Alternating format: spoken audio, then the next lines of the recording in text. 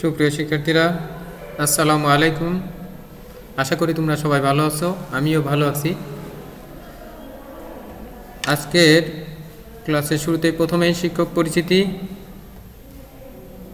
আমি মোহাম্মদ রবিউল ইসলাম, প্রভাষক, হিসাব বিজ্ঞান বিভাগ, মজিদুন্নাহ ফাউন্ডেশন স্কুল অ্যান্ড কলেজ, নড়িয়া, শরীয়তপুর। সুপ্রিয় শিক্ষার্থীরা, আজকে তোমাদের একাদশ শ্রেণীর আজকে প্রথম পথে হিসাব বিজ্ঞানের প্রথম পথের ষষ্ঠ অধ্যায়ের দ্বিতীয় ক্লাস। ষষ্ঠ অধ্যায়ের দ্বিতীয় ক্লাসে প্রাপ্য হিসাবের হিসাব রক্ষণের দ্বিতীয় ক্লাসের আমি যে জায়গা থেকে শুরু করছি, অর্থাৎ প্রথম ক্লাস যেখানে শেষ হয়েছে তার পরবর্তীতে, অর্থাৎ যে অংশটুকু বাকি ছিল সেখান থেকে আমি শুরু করব। তো তোমরা আশা করি ক্লাসটি মনোযোগ সহকারে দেখবে। এখানে সঞ্চিতি পদ্ধতি বা ভবিষ্যৎ ব্যবস্থা পদ্ধতি, আমি প্রাপ্য হিসাব সমূহ নির্ণয় করার জন্য দুইটি পদ্ধতির কথা বলেছিলাম। একটি হচ্ছে প্রত্যক্ষ অবলোকন পদ্ধতি, আর একটা দ্বিতীয়টা হচ্ছে সঞ্চিতি পদ্ধতি বা ভবিষ্যৎ ব্যবস্থা পদ্ধতি। তো অ্যালাউন্স অফ প্রভিশন মেথড, এই পদ্ধতিতে অনাদায়ী পাওনা সঞ্চিতি নির্ণয়ের দুটি ভিত্তি রয়েছে, যথা বিক্রয়ের উপর শতকরা হার। এই পদ্ধতিতে অনাদায়ী পাওনাকে বিক্রয় শতকরা হার হিসেবে গণনা করা হয়। অনাদায়ী পাওনা খরচকে আয় বিবরণীতে দেখানো হয় বলে এই পদ্ধতিকে statement of financial performance approach বলা হয়। অনাদায়ী পাওনা খরচকে সমন্বয় জাবেদার মাধ্যমে হিসাব বছর শেষে লিপিবদ্ধ করা হয়। একটি প্রতিষ্ঠান পূর্ববর্তী অভিজ্ঞতা এবং ধার নীতি অর্থাৎ ক্রেডিট পলিসি ইত্যাদির ভিত্তিতে অনাদায়ী পাওনা অনুমান করে। চলতি হিসাবকালে মোট ধারে বিক্রয় অথবা নিট ধারে বিক্রয়কে ভিত্তি হিসেবে গণ্য করা যেতে পারে। যদি কোনো হিসাব বছর শেষে দেখা যায় যে অনাদায়ী পাওনা সঞ্চিতির পর্যাপ্ত ছিল না, তাহলে পূর্ববর্তী বছর অপেক্ষা অধিক হারে সঞ্চিতি নির্ধারণ করা হয়। 2. প্রাপ্য হিসাব সমূহের শতকরা হার। প্রথমটা ছিল বিক্রয়ের উপর শতকরা হার, দ্বিতীয়টা ছিল প্রাপ্য হিসাব সমূহের শতকরা হার, পার্সেন্টেজ অফ রিসিভেবল। এই পদ্ধতিতে মোট প্রাপ্য হিসাবের উপর শতকরা হারে অনাদায়ী পাওনা সঞ্চিতি অ্যালাউন্স ফর ব্যাড ডেট ধার্য করা হয়। নতুন অনাদায়ী পাওনা সঞ্চিতি এবং পূর্ববর্তী বছরের পুরানো অনাদায়ী পাওনা সঞ্চিতি উভয়ের মাঝে যে পার্থক্য থাকে, কেবল তাকেই চলতি বছরের অনাদায়ী পাওনা খরচ হিসেবে আয় বিবরণীতে দেখানো হয়। এই পদ্ধতিতে প্রাপ্য হিসাব সমূহ এবং অনাদায়ী পাওনা সঞ্চিতির উপর গুরুত্ব আরোপ করা হয়, যার ফলে এই পদ্ধতিতে আর্থিক অবস্থার বিবরণী ব্যালেন্স শিট অ্যাপ্রোচ পদ্ধতি বলা হয়। তো সুপ্রিয় শিক্ষার্থীরা, দুইটি এখানে একটি চিত্রতে দেখানো হয়েছে। নিট নগদ আদায় মূল্য সমান সমান, অর্থাৎ নিট ক্যাশ রিসিভেবল ভ্যালু সমান সমান, অর্থাৎ প্রাপ্য হিসাব সমূহ মাইনাস অনাদায়ী পাওনা সঞ্চিতি। তো এখানে প্রাপ্য হিসাবের ইংরেজি, অনাদায়ী পাওনা সঞ্চিতির ইংরেজি নামগুলো দেওয়া আছে, তোমরা এগুলো একটু দেখবে। তারপরে পরবর্তী, এই পদ্ধতি প্রয়োগ দুইভাবে করা সম্ভব। এই পদ্ধতিতে প্রয়োগ করা দুইভাবে সম্ভব, অর্থাৎ ক, প্রাপ্য হিসাব সমূহের আয়ুষ্কাল পদ্ধতি। এখানে দ্বিতীয়ত হচ্ছে যৌথ হার প্রণালী।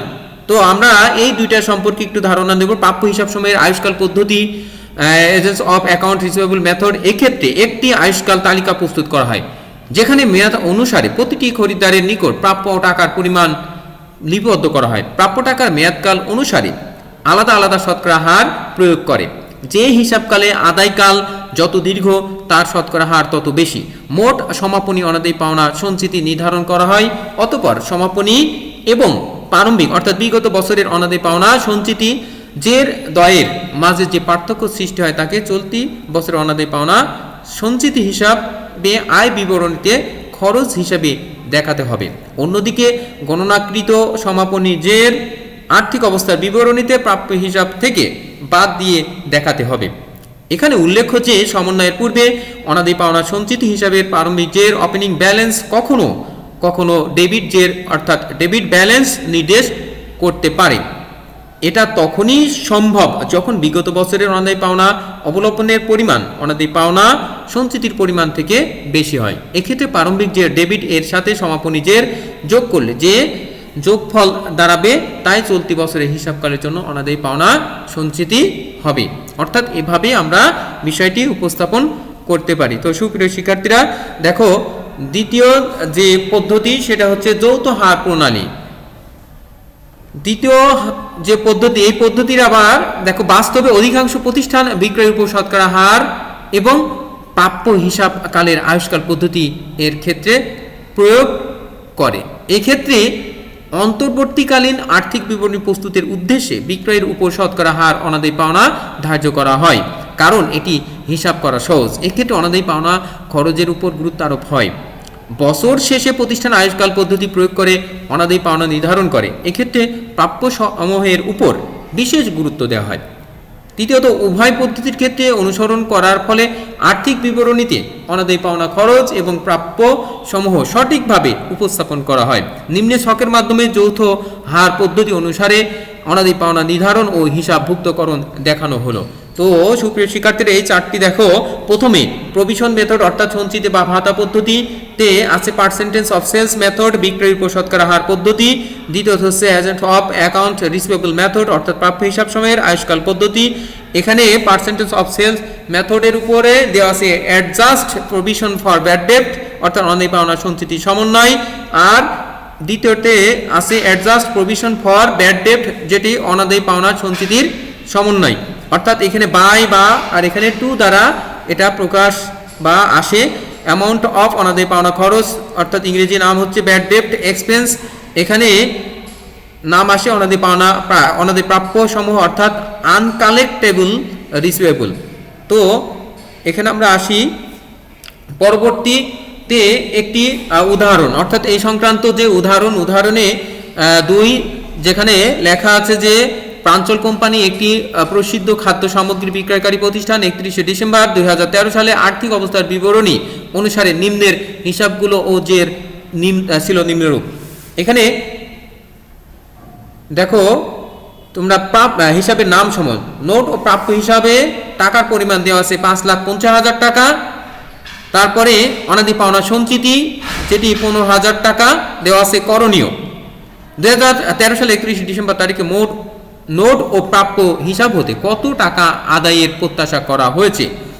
দ্বিতীয়ত, প্রাঞ্চল কোম্পানি 2014 সালের হিসাব বহিতে নিম্নের লেনদেনগুলোর জাবেদা দাখিলা দেখাও।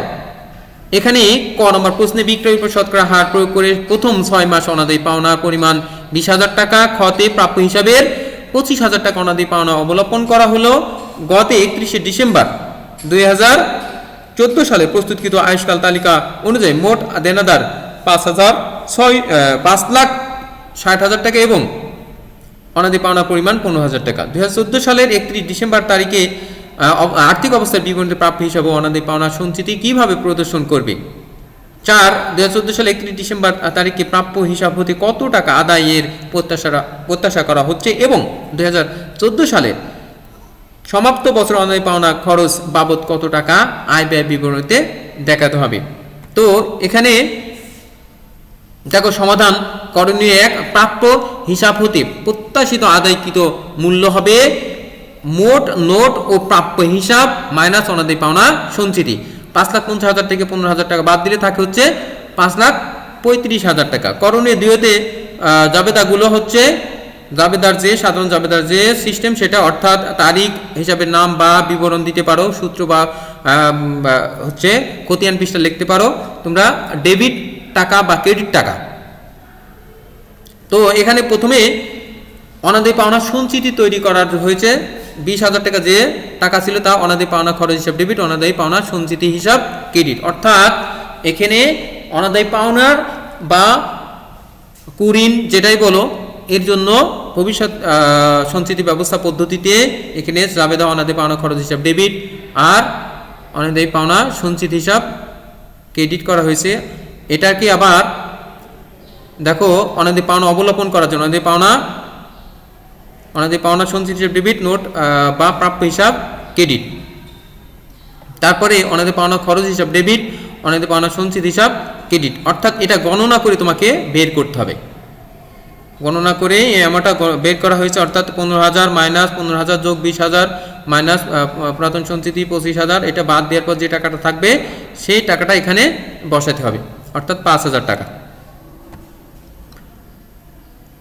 করণীয় 3, আর্থিক অবস্থার বিবরণীতে কিভাবে বসবে, অর্থাৎ নোট বা প্রাপ্য হিসাব থেকে বাদ অনাদায়ী পাওনা সঞ্চিতি 15,000 টাকা, নিট প্রাপ্য হিসাব অর্থাৎ 5,45,000 টাকা। করণীয় 4 যে 31 ডিসেম্বর 2014 সালে নোট ও প্রাপ্য হিসাবে যত হতে প্রত্যাশিত আদায় মূল্য সমান সমান মোট নোট ও প্রাপ্য হিসাব মাইনাস অনাদায়ী পাওনা সঞ্চিতি 5,60,000 থেকে 15,000 টাকা বাদ দিলে 5,45,000 টাকা হবে, অর্থাৎ অনাদায়ী পাওনা খরচ বাবদ আয় বিবরণীতে দেখাতে হবে 20,000 টাকা এবং 5,000 টাকা, অর্থাৎ টোটাল 20,000 টাকা। তো অনাদায়ী পাওনা আদায়ের হিসাব রক্ষণ, অবলোকনকৃত অনাদায়ী পাওনা আদায় হলে অথবা অনাদায়ী আদায় হবে এই মর্মে প্রতিশ্রুতি পাওয়া গেলে নিম্নে দুটি জাবেদা দাখিলা দিয়ে অনাদায়ী পাওনা হিসাব ভুক্ত করা হয়, অর্থাৎ অনাদায়ী পাওনার অর্থাৎ পাওনা আদায়ের নিশ্চয়তা পাওয়া গেলে প্রত্যক্ষ পদ্ধতি প্রাপ্য হিসাব ডেবিট আর আর্থিক বিবরণী ক্রেডিট, কিন্তু ভবিষ্যৎ ব্যবস্থা পদ্ধতিতে প্রাপ্য হিসাব ডেবিট হবে আর অনাদায়ী পাওনা সঞ্চিত হিসাব ক্রেডিট হবে, অর্থাৎ পাওনা আদায়ের নিশ্চয়তার ক্ষেত্রে এটা। আর দ্বিতীয়, নগদ আদায় হলে নগদান হিসাব ডেবিট, প্রাপ্য হিসাব ক্রেডিট প্রত্যক্ষ পদ্ধতি, আর ভবিষ্যৎ ব্যবস্থা পদ্ধতিতে এখানেও নগদান হিসাব ডেবিট, প্রাপ্য হিসাব ক্রেডিট হবে। তো সুপ্রিয় শিক্ষার্থীরা, তোমরা বিষয়টি বুঝতে পারছো, তারপরও কিছুটা প্রবলেম মনে হবে, কারণ বাস্তবে ক্লাসের সাথে এখানে কিছুটা প্রবলেম মনে হলো। তারপরে আমি তোমাদেরকে আরও পরবর্তীতে এই অধ্যায়ের উপর ক্লাস নেব, আর সামনাসামনি যখন ক্লাস হবে অবশ্যই আমরা আরও সুন্দরভাবে এটা বোঝার চেষ্টা করব। তবে তোমাদের বইটা ভালো করে নিজ দায়িত্বে পড়বে। তো তোমাদের জন্য একটি কাজ দিয়েছি, এই কাজটি অবশ্যই বাসায় করার চেষ্টা করবে। তো আশা করি তোমরা ভালো করবে। তো আজকের মতো ক্লাসটি আমি শেষ করব। সবাইকে ধন্যবাদ। আল্লাহ হাফেজ।